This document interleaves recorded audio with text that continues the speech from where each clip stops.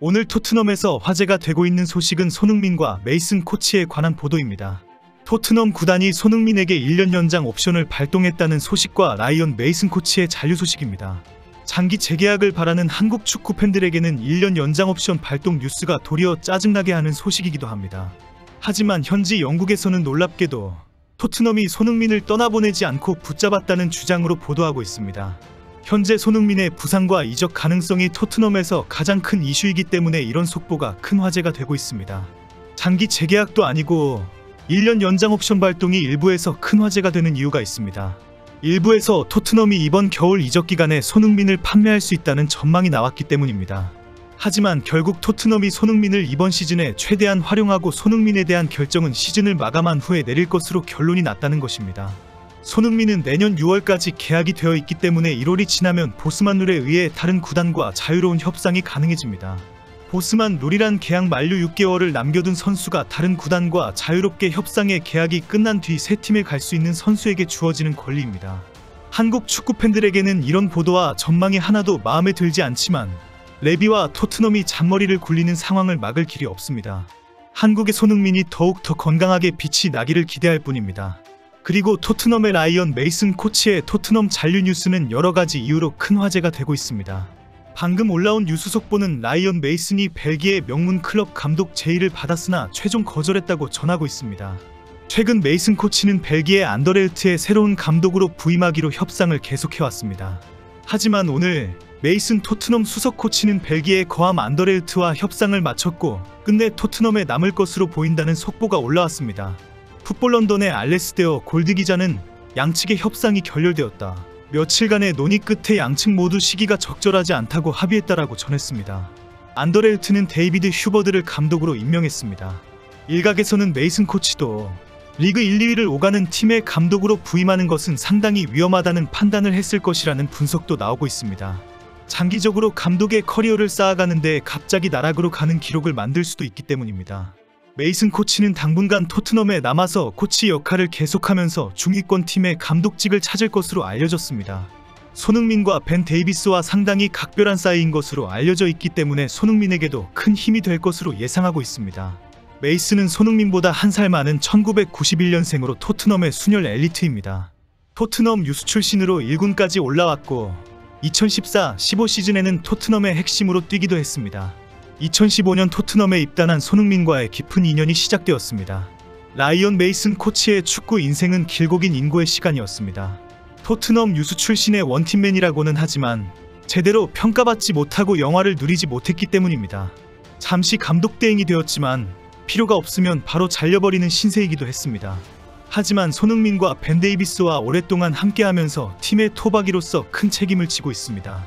라이언 메이슨은 1999년 유스팀에 입단해서 2008년에 1군 토트넘으로 넘어왔습니다.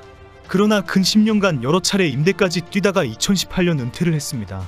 은퇴 직후 메이슨은 코치로 부임했습니다. 그 후 메이슨은 감독이 5명이나 바뀔 동안 코치로 계속 재임했습니다. 잠시 동안 감독직이 빌 때에는 감독 대행을 2번이나 하기도 했습니다. 2021년 4월 19일 무리뉴 감독이 경질될 때에는 29세의 나이로 토트넘의 감독 대행이 되면서 프리미어리그 최연소이자 첫 20대 감독으로 역사에 이름을 남겼습니다. 메이슨은 7경기 4승 3패를 기록하며 시즌을 마쳤고 누노 산투 감독의 부임으로 아카데미 팀으로 자리를 옮겼습니다. 포스텍 감독이 토트넘에 부임하면서 메이슨은 1군 코치로 다시 올라왔습니다. 호주 출신의 프리미어리그에서 처음 맡게 된 1군 클럽이기 때문에 누군가 소통에 가교가 필요했다는 분석입니다. 하지만 메이슨은 포스텍 감독과 그의 사단 코치들에게 밀려서 온갖 잡무까지 감당했고 때로는 비난을 앞장서서 받기도 했습니다. 최근 영국 매체 풋볼 인사이더의 폴 오키프 기자는 충격적인 기사를 올린 적이 있습니다. 오키프 기자는 토트넘의 내부 소식에 아주 정통한 기자로 유명합니다. 오키프는 토트넘 코치로 있는 라이언 메이슨은 5년 동안 하는 일도 없이 놀고 먹는 건달 같은 인간이다라고 폭로했습니다. 오키프 기자는 토트넘에서 세트피스 코치를 한다고 알려진 메이슨 코치는 자리만 차지하고 있으며 특별히 하는 일이 없다라고 주장했습니다. 아스널전 패배 이후 포스텍 감독이 토트넘에도 세트피스 코치가 있다. 내 밑에서 일하는 코치들이 다 알아서 한다. 별도의 전문가는 필요 없다라고 강변한 것에 대한 비판이기도 합니다. 오키프는 포스텍이 언급한 메이슨 코치는 세트피스를 가르칠 역량이 전혀 안 된다라고 반박한 것입니다.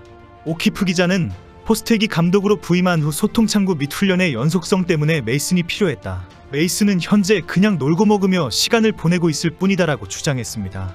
기자의 폭로는 포스텍이 메이슨이 세트피스를 잘 가르치는 코치이다라고 반박했기 때문입니다. 라이언 메디슨 코치가 최근에 큰 화제가 된 사건은 포스텍 감독의 세트피스 코치에 관한 논쟁 때문입니다.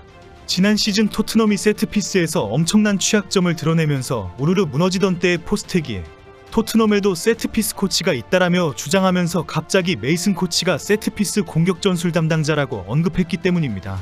특히 지난해 5월에 열린 아스널과의 북런던 더비에서 토트넘이 홈에서 아스널에게 패배할 때의 세트피스로 패배했습니다. 이때의 북런던 더비에서는 아스널의 세트피스 코치인 니콜라스 조버가 아르테타 감독이 서 있는 테크니컬 에어리어 주변에서 끊임없이 소리를 지르는 모습이 보였습니다. 세트피스에서 득점이 되자마자 펄쩍 뛰며 기뻐하는 모습을 보면 누가 감독인지 착각을 불러일으킬 정도였습니다.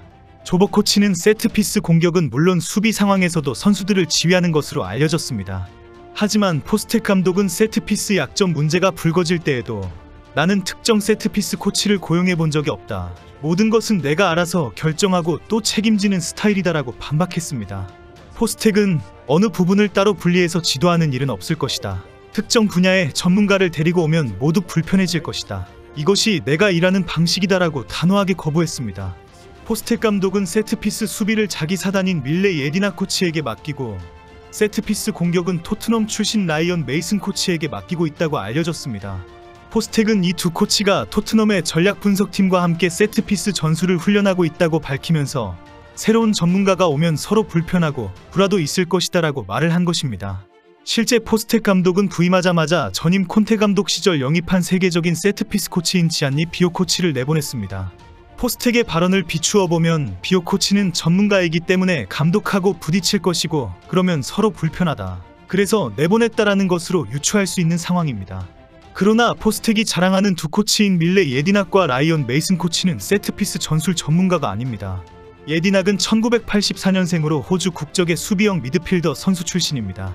크리스탈 팰리스와 에스턴 빌라에서 선수 생활을 했고 2019년 은퇴 후 에스턴 빌라에서 2023년까지 코치로 지냈습니다. 예디낙은 전형적인 수비형 미드필더였기 때문에 태클과 공중볼 경합 경험을 코치해왔습니다. 현재 영국에서는 라이언 메이슨 코치가 포스텍 감독 휘하에서 길고 긴 인고의 시간을 다시 보내게 되었다는 보도가 나오고 있습니다. 그리고 손흥민은 1년 더 포스텍과 함께 하게 되었다는 보도도 나오고 있습니다. 손흥민과 메이슨이 서로에게 힘이 되고 위로가 되기를 기대합니다.